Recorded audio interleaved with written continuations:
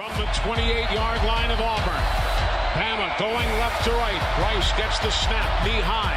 Looks, throws the fade route, near side end zone. Got it! Caught! Touchdown, Alabama! Caught by Ja'Cory Brooks in the end zone. And Chris Davis takes it to the back of the end zone. He'll run it out to the 10, 15, 20, 25, 30, 35, 40, 45, 50, 45. There goes Davis! Oh my God! Davis is going to run it all the way back! Auburn's going to win the football game! Auburn's going to win the football game! And Alabama has come from nowhere to defeat the Auburn Tigers in multiple overtimes. Back at it again with the White Vans. Oh, sorry. We're the losers. I can't do it anymore. Actually, and Back at it again with the White Vans was actually one of my favorite, vines of all time. That's long gone now. But back at it again on Tide and Tigers. Week 3, week 16 of the college football season. Gosh, it's kind of weird that it's coming to an end. I know we got a lot more left to play for, but I don't like the fact that football's kind of coming to a close in college. I know NFL's got a lot longer of a season, but man, this is my favorite time of the year. I hate seeing it coming to close. We're past Thanksgiving, coming up on Christmas, bowl games to be had, playoffs to be had. We had a heck of a championship weekend, and we'll get to that in a minute.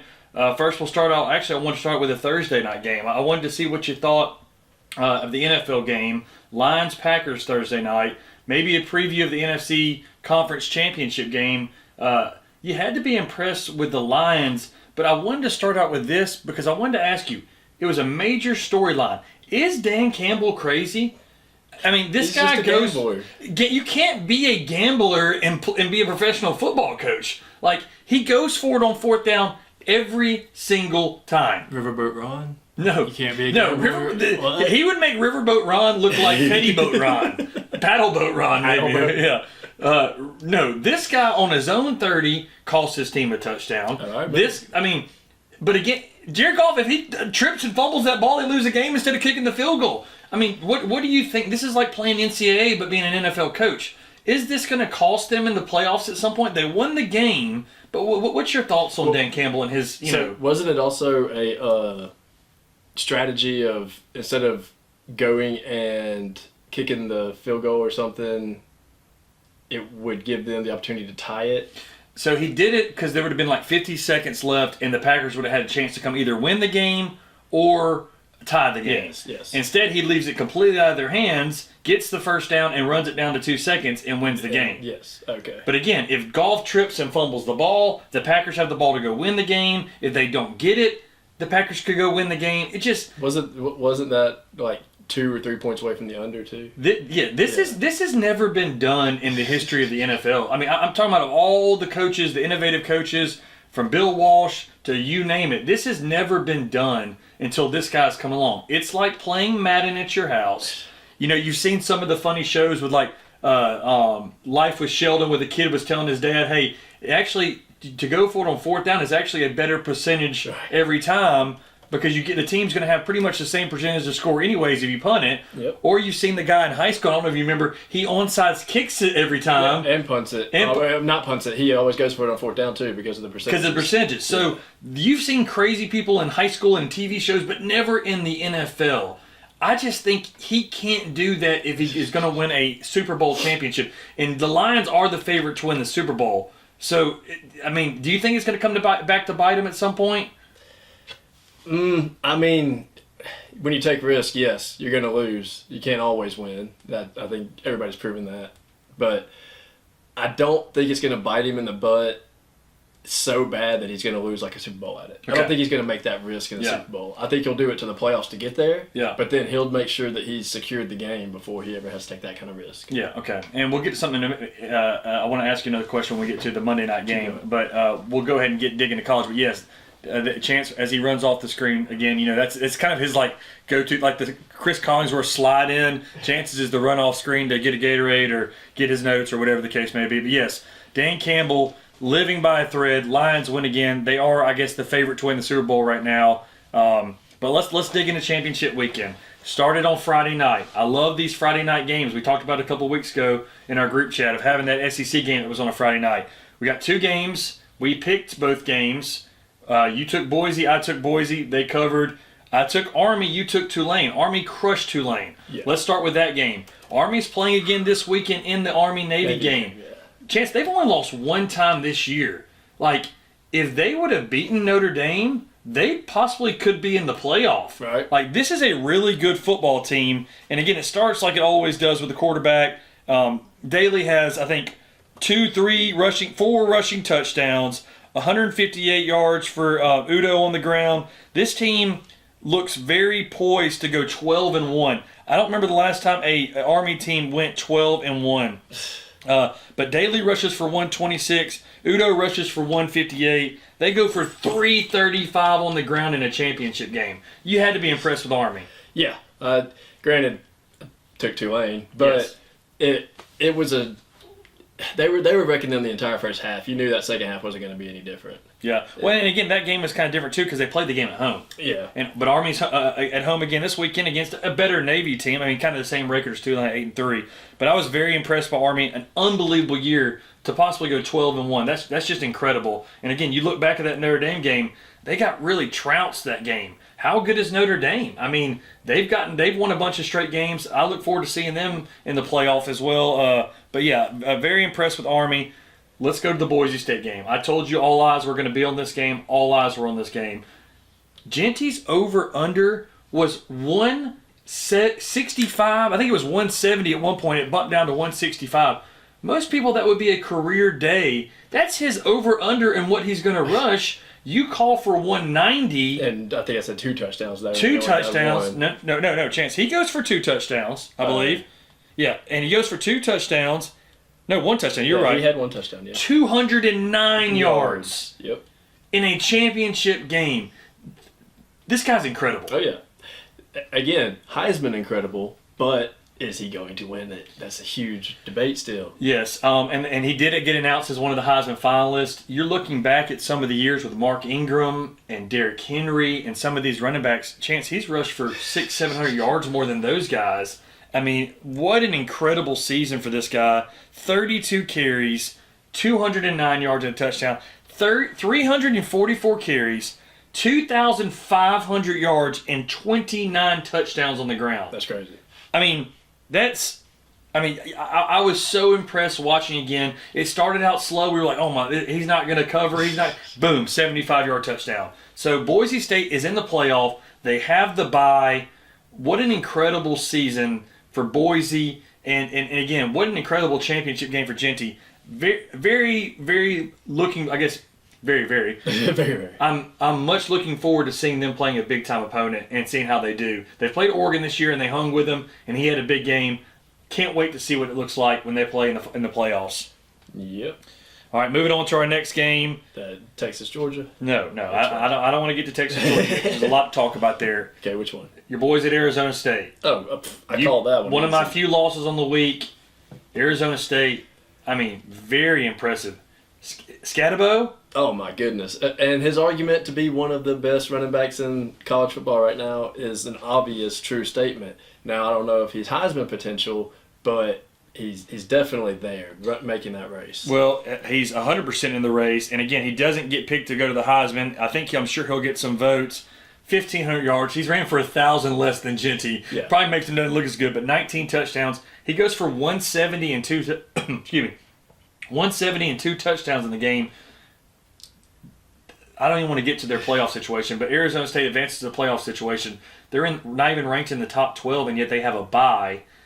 This whole playoff scenario has got to be fixed going into next year, but still, very impressed by Arizona State. 11-2 on the year. Scatabo with the big game. This is another one of those things. Them and Boise both have a lot of momentum going into the playoffs. You had to be impressed with Arizona State. Oh, yeah. And one thing that Scatabo said after the game was that an NFL team is going to get a dog out of him. That's true. He is one of the best, if not the best, with yards after contact. Who does he remind you of?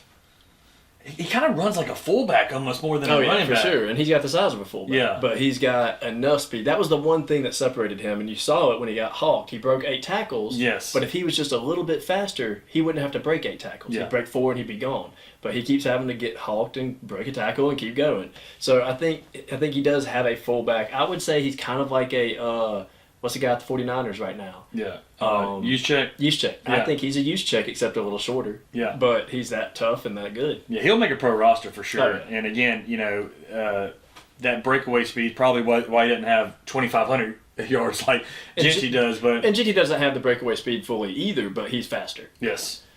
And again, I think he's game fast. Yeah. Genty's a lot of times where I think they're going to get him down and he ends up scoring. So, but yeah, Iowa State and Boise both play Friday night. Both get buys in the playoffs. Both looked really impressive as conference champions. We'll see how they do against the big dogs when it comes to the playoffs. But both get buys as teams that are not even in the top 12. That's a flaw in the system that hopefully will get changed. And we'll discuss that on our playoff show next week. Let's go into the big SEC championship game, Georgia and Texas. Didn't go how I wanted. A lot of storylines, a lot of drama. Like, to me, Texas at one point has got like 186 yards and Georgia's got 8. And Georgia's winning. Texas is winning like 6-3. Like, you can't outplay Georgia like they did in the first half and only be up 3 points. I mean, it was an unbelievable first half. They just couldn't score touchdowns, and they would get down to the 20 and go backwards every time. Like, they missed a couple field goals. Like, it just, to me, was a very impressive first half until they got inside the 20, and I think it ended up costing them the game. So Texas showed exactly why Georgia beat them before. Texas can't score against Georgia. For some reason, they can't drive the field on them, and when they do drive the field, they turn it over. Yeah. So, or missing field goals. Like, that's insane. But they showed why Georgia beat them the first time. Georgia kept making mistakes themselves, and then you get their backup in, which now we're falling into the eyes of Florida State, Yep. who they had to deal with their star quarterback going down and being one of the top seeds in the playoffs, and them saying, well, without a starting quarterback, are you really as good as you should be? Yes. Georgia's got to answer that now because Beck tore his UCL in his arm. So it's going to be interesting, but it was crazy that Texas still couldn't take advantage of that and get a young quarterback who's only played one game even all season, or one SEC game all season, and he made 0 mistakes from what I saw. And there was the one pick, but he was 12 of 16. Threw for. Again, it wasn't. I mean, it's not like Carson Beck's been playing incredible this season. He's been barely getting by. Yeah, they're reminiscent of one of those old Alabama teams that just is going to play really good defense, make you make mistakes, and run the football. I mean, ETN. Kirby takes advantage. As much as ETN, he's on my bad side. He ran for 94 yards and 2 touchdowns. It was a big jolt of energy. I thought the play of the game to me was when Georgia took the lead and then Texas scored to cut it to, I think it was a tie game. And Georgia got the ball back and the punter got hurt. I don't know if you remember. Yes, and he went down on his knee when he planted on that turf. So at this point, they don't have their starting quarterback who goes out who goes out the last play of the first half. And then you don't have your starting punter. And Kirby fakes the punt. They snapped it to a lineman who front pitched it to a receiver, and they get the first down. And then I think that just changed a little bit of momentum because I think if Texas gets the ball back, they go make something happen and probably take the lead in the game. And instead, it just I think that was a real momentum turner. Well, how genius was that by Kirby? He said, "I'm not going to risk a guy who's never really taken a punt in the season this year." To have the ball in his hands that could cost us the game when they're going to send the house on a block. So he took advantage of that and said, I'm not going to put any risk in it except for, do we get this 4th down or not? Well, Drew Bobo was actually the one that threw that pass. Yeah. Is that Mike Bobo's son, or there's got to be some relation there? There has to be. I think he's from Auburn, Alabama. Yeah. So from Auburn, Alabama. Drew Bobo is the one that threw the pass. He had a 9-yard completion, but they do go get a field goal that drive and take the lead 16-13. Ewers throws an interception the next drive, but then that's when Gunner threw the interception right back to him. But, again, Texas comes and ends up tying it up, and they go into overtime. But if they don't do that, Texas maybe goes down and win the game and win 16-13. So that was a huge play. It was very reminiscent of Urban Meyer in 2006. His first SEC championship with Florida. They ran a fake punt on their own 20-yard line. And just changed the momentum of the game. So Yes. he is the son of Son of former Georgia. So you're like, how's this guy throwing a good pass? It was more of a shuffle, but his dad played quarterback. Well, So his dad's the current offensive coordinator. yes, Mike Bobo. yes. So yeah, he's been working to that at home with his son. yeah. It's a great find right there, Chance. So that was a big, I think, turning point in the game. Kind of like the 06 championship game when that was a turning point to where you could feel the momentum swinging. And yes, it wasn't a knockout blow for Georgia, but it was one of those quick jab backs that says, hey, the momentum's not going all your way. Let's settle this back down. What did you feel when it went to overtime? Did you actually think Texas had a shot, or did you think Georgia's not going to? I think anytime you go in with a starting quarterback and the other team doesn't have their starting quarterback, you should be favored. But you would think. Again, like I said, when Texas comes out and kicks the field goal, Georgia has a chance to go score and win the game. That's why most teams take the ball second. And so you had not only do you have 4 downs to go match their thing every time, but again, if it's flipped the other way and Georgia scored his touchdown, on 4th down, Texas would have gone for it. So, but yeah, a lot of storylines going out of this game. Both teams make the playoffs. I'm just not impressed with Texas, and I'm not impressed with Quinn Ewers. Like, I just feel like that, like, he hasn't won a big game yet. So I've been. I mean, you say Alabama at Alabama last year, but like a big game when it matters, and this is their first chance at the SEC. Like Kirby wins that title that evaded him last year with Saban. What's your seat messing up over there? No, I'm good. Okay, but yeah, just Texas hasn't won the big game yet. Quinn hasn't won the big game yet. So what do you think their chances are in the playoffs going forward? I've been saying this all season that I think Manning's the better quarterback, but Ewers is the starter. He's been there longer, seniority, all that. But if for any reason Ewers can't go, I think that Manning is going to be the reason Texas ends up winning the whole thing. Right. I think if Manning ends up playing for Texas the majority of the playoffs, they win. So you're calling more of a Tua type. Yes. I like that. He came in he ended up coming second half of the national championship. Now they did pull Quinn the first time they played Georgia and put Arch in. So you think at some point in this playoff run they're going to go to Arch at some point? Well, I don't think they're going to go to him by choice. I think it's going to be Ewers' ankle's still going to be acting up. He's not going to have full potential, or he's going to go down again just like he did. And they needed him for what? Didn't Arch have to come in for a play or two? Yeah, he did. But again, this is back-to-back weeks. They don't score over 20 points. Yes. 17 against Texas A&M, 19 against against Georgia. Yeah, that's not a recipe. I could see them. We'll get to the playoff preview. I'm not going to get too much in that, but yes, both teams in the playoffs. So we'll see how that goes for Texas. But look back at the first game and see they scored only 15 against Georgia. Click on that Georgia game right there. This one. Click on that box score and see how Quinn. So Quinn threw a pick in that game. But yeah, they brought Arch in. He threw a lot more. But yeah, it's just I don't know. 20% QBR that game. So this is 2 games in a row where he just hasn't figured out Georgia. And now their only 2 losses are to Georgia. Their best win was Vanderbilt. Yeah. So again, and it was a tight one. everybody looks at resumes, in Texas A&M. I'm sorry, they did beat Texas A&M, sure. But they were like, well, they've only lost to Georgia twice. It's like, man, just not the year I think everybody from Texas thought they were going to have after going to the Final Four last year. Yeah. But we'll see. They got a chance in the playoffs. No, we got these 2. You got 2 left. Oregon, Penn State. Very good game. Oregon was my lock of the year. It was, they did cover, but it wasn't what I thought it was going to be. Penn State showed me a lot. Chance, I think they're a really good football team, and they have one of the easiest roads to the semifinals, making the playoff, even losing. So just like the SEC championship game, both teams made the playoff. Penn State will have to play SMU and then Boise to go to the Final Four. Right there. Like, that's a pretty easy road. Yeah. And the Boise game's not even in Boise. It's at the Fiesta Bowl. So, I really could see Penn State going to the Final Four and playing maybe a Georgia. I was very impressed by them. What about you? I mean, Oregon's incredible. Well, yeah. Dylan Gabriel in that offense is just incredible. They are, but if you also pay attention, Oregon's a lot like Texas. And once Oregon faces a Georgia and another SEC back-to-back, if they ever have that come up, which they obviously aren't in this route, but they are throwing screens and dump-offs pretty much 85% of the time. Gabriel is not completing passes over 20 yards.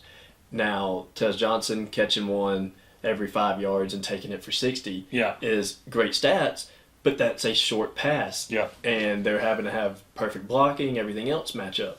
You start having that affected by better teams, I think Oregon's going to be woken up a little bit. Penn State is a very good team. I think this playoff is going to prove something that we've known for a while that Alabama's been very good at, is stacking their depth chart. Yeah. When you've got this many games back to back to back, you're not going to be healthy. You're going to have players go down and have to miss a game, or some of them miss the rest of the season.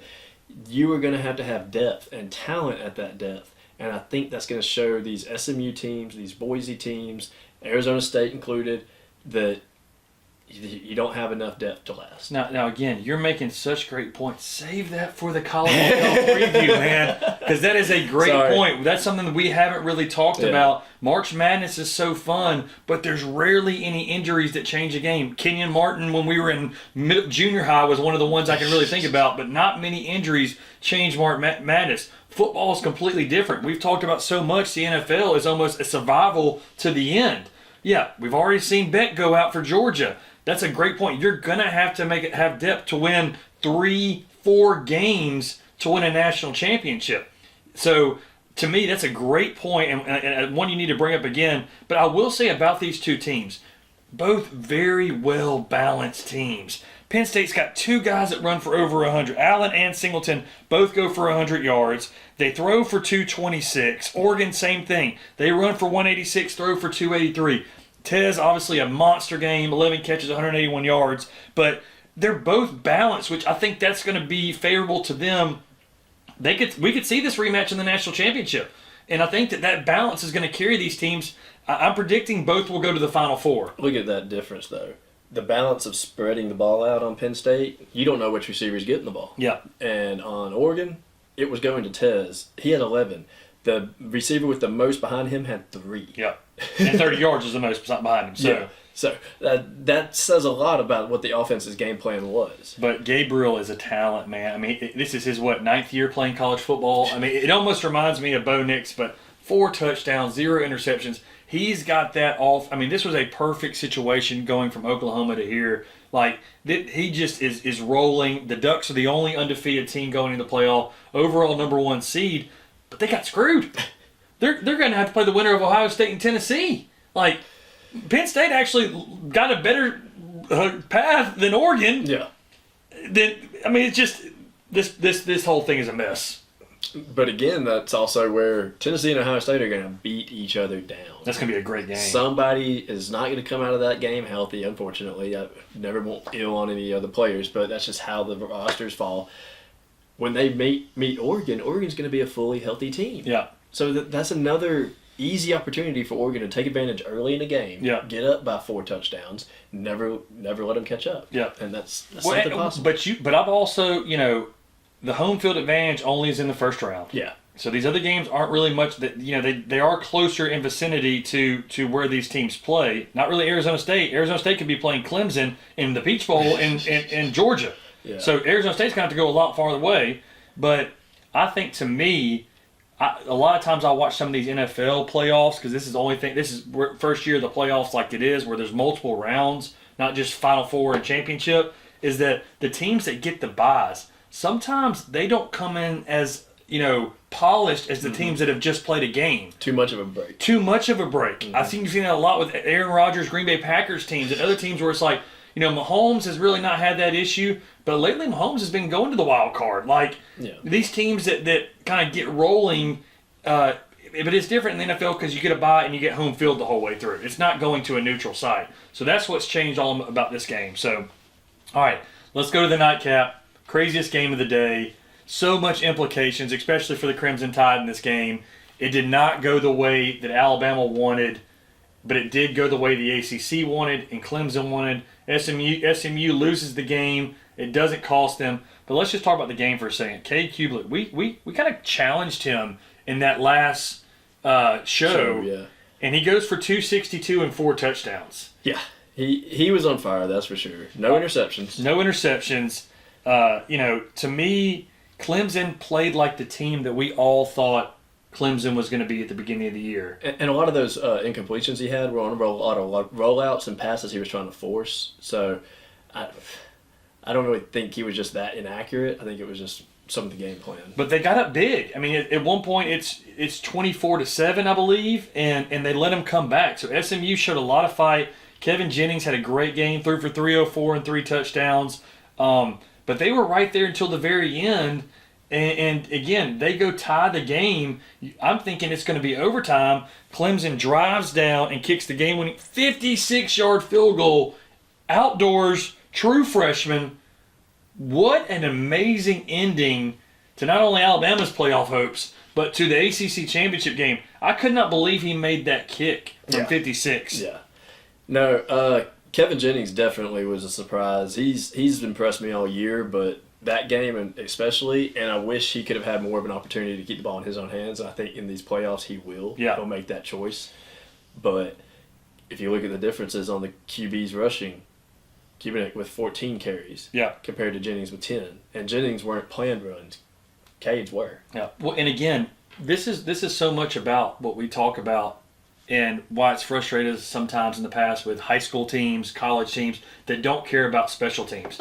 Special teams change so many games. We talked about the Bobo play. Trying to get closer to your mouth. Oh, okay. I ain't a loud voice anyway. It could pick me up three studios down, from Studio G here. But all I was saying is Bobo makes a big play in the Georgia game. We saw a couple of missed field goals by Texas. Look at this game. 56-yard field goal. But what set up the 56-yard field goal? 41-yard return on the kickoff. Oh, yeah. That's what really got the... From Randall, number 8. Yes. Yep. So Adam Randall returns the kick for 41 yards. Cade makes a huge pass to Antonio Williams. But 2 big special team plays. If that guy just kicks out of the end zone, like every kicker should do now that they've moved it up 5 yards, this doesn't happen. They go into overtime. But instead, they get the 41-yard return, the 17-yard pass, and they win the game. Special teams were major in these games, these championship games this past week. I think it's going to be major in the playoffs. Yeah. And again, like I said, it haunted Alabama so many years with not having the kicker. But they're going to play huge. And it's not just kicking and punting. We'll get to the punting situation, but it's just special teams can win and lose you games.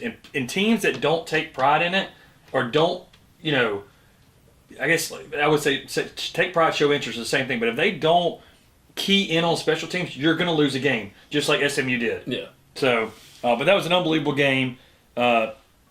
Sunday was a great day of pro football. It was. A lot of, a couple lopsided victories, but some really good games. Kind of shocked by the Bills and the Rams. Rams look like they're coming back to that whole form. They played Thursday night against the 49ers, but a lot of good games. Eagles look like to be the team. Can't believe Aaron Rodgers and the Jets are 3-10. Kind of going quick over this, but I want to go to Monday night. But yeah, I'm not gonna lie. That Jets-Dolphins game, that had me on the edge of my seat. I was hoping the Jets were gonna pull that out. And a couple big plays by two. But let's go to the. We don't talk much about the NFL, but I want to go to the Monday night game. Okay. All right. So no. I'm sorry. We're gonna go to the Sunday night game because I know you want to. Both of them broke me. How about that? Do the Chiefs have some sort of black magic in the locker room? Yeah, Chance, yes, it's every week at this point. They go the doink with the backup kicker to beat the Chargers, who completely outplayed them. It's every week this Chiefs team, Chance.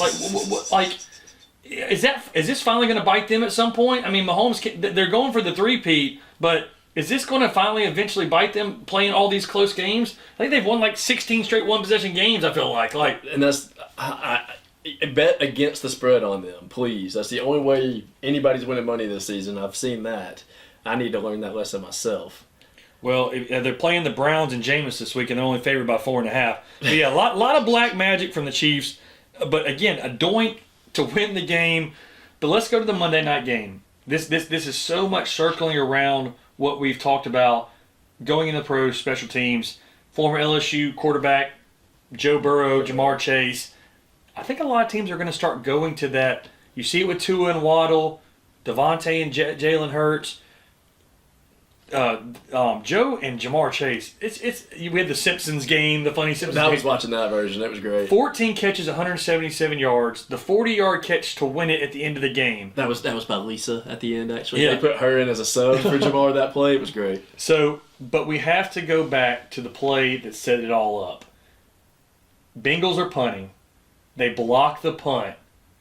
And shades of Leon Lett in 1993, I believe. Because it crosses the first down line, right? Yes, because it crosses the first down line. Amani Owari, I believe his name is. Is it the goal or is it the line of scrimmage? Line of scrimmage. Line of scrimmage. So Because if you crosses the block line of it, scrimmage. and if it goes across, he comes up to field the punt and misses it, and the Bengals get the ball back. Special team. Have you? When's the last time you saw a play like that? It cost them the game and their season. Yeah. Because they were kind of making some momentum to maybe make a wild card run if they could win 4 or 5. Like, how does this happen? It's because I picked Dallas to cover. That's how it happens. Chance It's my fault. Craziest thing in history happens, or one of the craziest things, but it just, like I said, shades of Leon Lett after the blocked field goal, trying to scoop it up and missing it, and the other team gets it and scores a touchdown. Just crazy. It's, you saw Micah Parsons, he couldn't even swallow it. Like, how much, like that's just. When people want to talk about the NFL as rigged, that's the type of examples that come up. Like, how can you make that big of a mistake when you're a professional? But hey, pros make mistakes. I think it's just the heat of the moment. But Yep. again, Joe Buck made a good point. That guy's been out 4 weeks. And it's like, and I swear, I didn't even think yes, about that. it's like a right fielder or a left fielder at the end of the day, at the end of the baseball game. No, but I swear, when they sub in a player in the outfield for like defensive purposes at the end of a baseball game, the ball's going to get hit to him every time. Yes. It happens every single time. Infield, same thing. I mean, it's just like anything. If you see a linebacker goes down, you're going to run the ball at that linebacker or throw the ball. But the ball always finds. And sure enough, this guy who hadn't played in 4 weeks, it just happens to be on the punt team and costs him the game because the ball, and he wants to scoop it. And gosh, you think you see it all, and you see the doink, the punt. That's why I love this sport so much. That's why it's my favorite. College, pro, it's my favorite sport to watch. But I was 6-2. You were 3-5. Puts you to 7-8 on the 2-week season. I think you're going to come back this week. I got a feeling you're coming back. I'm 12-4. That's 75%. I did think about this. 2 of ours every week are always a head-to-head. Yes. So we're always going to at least be wrong somebody. But other than that, yeah. 12-4. Like I'm like McConaughey on Two for the Money. 2 for the Money, right? Oh, I know, you're killing it. I think this show just needs to be turning to me and pushing. Hey, I'm like Ari's character in that Jeremy Piven's character, and my system works. I swear, my computer will figure it out. And I'm looking at my son saying, "Hey, who's over under again?" My 7-year-old, 8-year-old. No, let's throw the over. Okay, Flip a coin. Yeah. I'm about to start flipping a coin. Just watch this week. I don't think 12-4 can be consistent enough for what it is. But if it is, I may be on the show for one more week. I may be getting called by Vegas or somebody. Or we're going to start doing a charge for picks. That's what we're about to start doing. So, yeah, great week of football. Great week next week to look forward to. We'll go over that and obviously discuss Alabama and Auburn here on Tide and Tigers.